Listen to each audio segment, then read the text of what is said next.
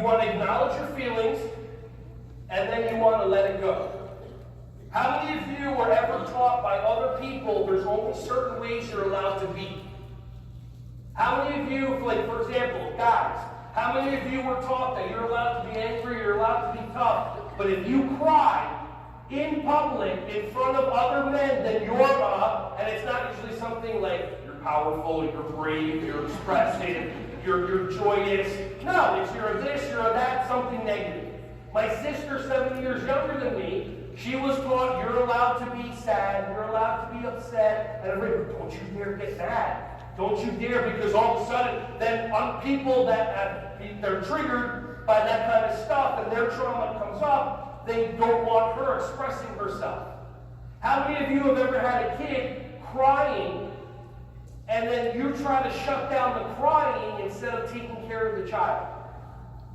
Does that make sense? Like, how many of you ever had a situation where you have a kid and they're like, and you're like towering over them? Calm down, relax, take a breath. There's a tour coming, the state's coming in. And you're like,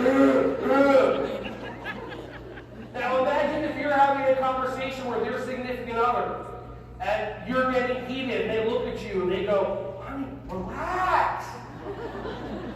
You feel better? Boy, did I solve that problem.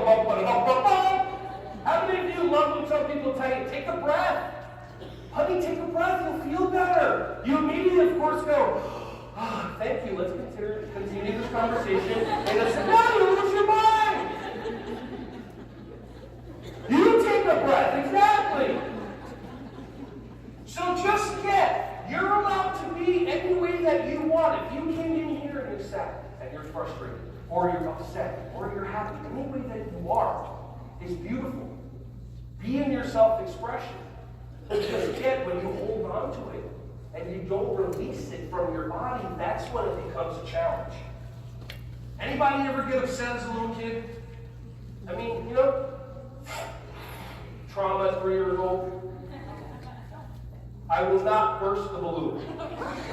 I've already felt 3 kids, no matter the words of my mouth that are coming out, all they're going is they're like that. So imagine you're a 3-year-old and you get a little bit of trauma and something happens, and then you're 5, you're 9. So I'm not going to bust your head. I promise.